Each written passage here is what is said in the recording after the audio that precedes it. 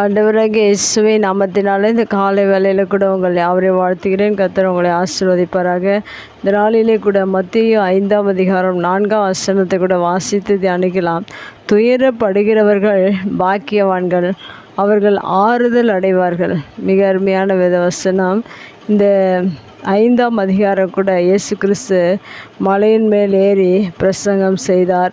அந்த மலை பிரசங்கமாக இந்த 5ஆம் அதிகாரம் இருக்கிறது.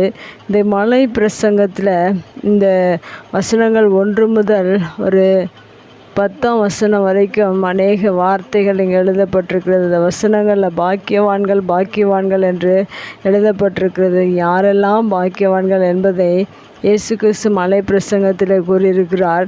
இந்த நாளிலே கூட நான் வாசித்த வசனம் துயரப்படுகிறவர்கள் பாக்கியவான்கள் என்று எழுதப்பட்டிருக்கிறது. இன்று உலகத்தில் மகிழ்ச்சி இருக்கும்போது அநேகர் நாம் பாக்கியவான்கள் என்று நினைத்து கொள்கிறார்கள். இன்னும் ஆசீர்வாதங்கள் பல நன்மைகள் வந்து சேரும்போது நாம் பாக்கியவான்களாக இருக்கிறோம் என்று நினைக்கிறார்கள். ஆனால் இந்த வேத வசனத்தில் துயரப்படுகிறவர்கள் பாக்கியவான்கள் என்று சொல்லப்படுகிறது.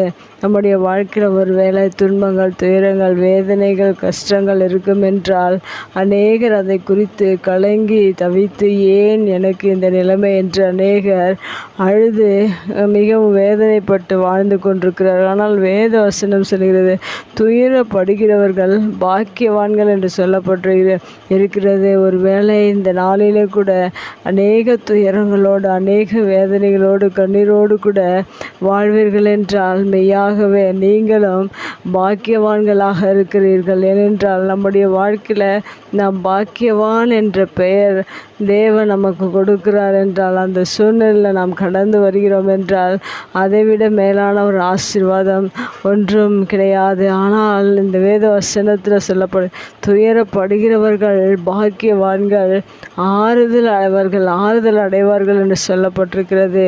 துயரப்படுகிற நமக்கு தான் ஆறுதல் தேவன் கொடுக்கிறவராக இருக்கிறார். அநேகர் என்று பணம், பொருள், இன்னும் அநேக மகிழ்ச்சிகள், அநேக ஆசீர்வாதங்கள் ஒருவருடைய வாழ்க்கையில் இருக்கும். ஆனால் அவர்களுடைய வாழ்க்கையில் ஆறுதல் இல்லாமல் வாழ்ந்து கொண்டிருப்பார்கள். ஆனால் நம் அநேக துயரங்களை நம்முடைய வாழ்க்கையில் பட்டாலும், வேதனைகளையும் கஷ்டங்களையும் துன்பங்களையும் நாம் நம்முடைய வாழ்க்கையில் அனுபவித்தாலும் நமக்கு தேவன் ஆறுதல் செய்கிறவராக இருக்கிறார்.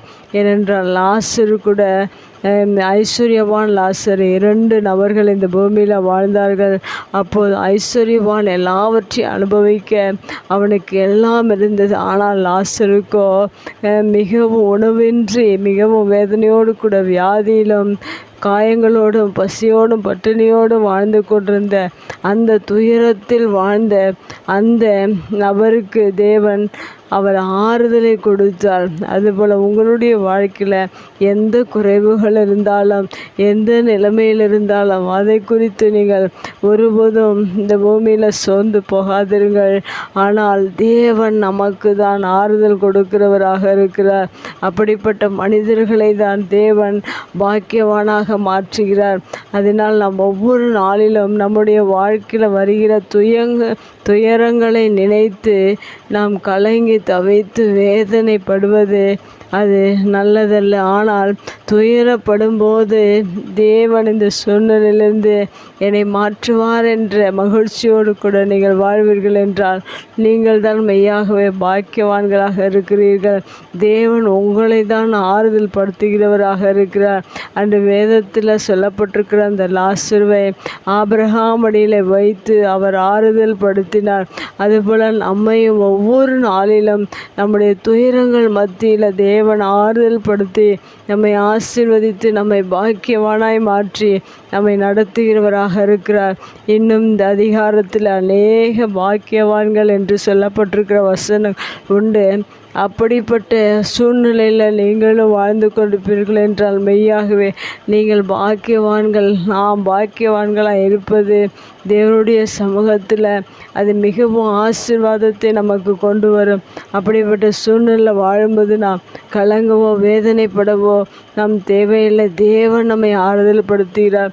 தேவன் நமக்கு சகல நன்மைகளையும் கொடுக்கிறவராக இருக்கிறார். ஒருபோது சோர்ந்து போகாதபடிக்கு இன்னும் நீங்கள் உங்களுடைய வாழ்க்கையில் துயரங்கள் இருக்கும், என்றால் தேவனுடைய சமூகத்தில் இன்னும் முன்னேறி சென்று பல ஆசீர்வாதங்களை பெற்றுக்கொள்ள தேவன் உங்களுக்கு உதவி செய்வார். கண்களை மூடி ஜெபிக்கலாங்கள். அன்பு தகப்பனே, இந்த அருமையான வார்த்தைக்காக நன்றி செலுத்துகிறோம். துயரப்படுகிறவர்கள் பாக்கியவான்கள், அவர்கள் ஆறுதல் அடைவார்கள் என்று சொல்லப்பட்ட இந்த வார்த்தையின் பிரகாரம் ஒவ்வொருடைய வாழ்க்கையில் இருக்கிற துயரங்கள் அநேகம் உண்டு. அவர்களை எல்லாம் நீர் பாக்கியவானாய் மாற்றி ஆறுதல் படுத்தி நீர் ஆசீர்வதிக்கிறதற்காக நன்றி செலுத்துகிறோம். இந்த புதிய நாளிலே கூட துயரங்களோடு வாழ்ந்து கொண்டிருக்கிற ஒவ்வொருவருக்கும் நீர் ஆண்டவரே பாக்கியத்தையும் ஆறுதலையும் நீர் கொடுக்கிறவராய் இருக்கிறபடினால் நன்றி செலுத்துகிறோம். இயேசுவின் நாமத்தில் ஜெபம் கேளும் நல்ல பிதாவே, ஆமேன்.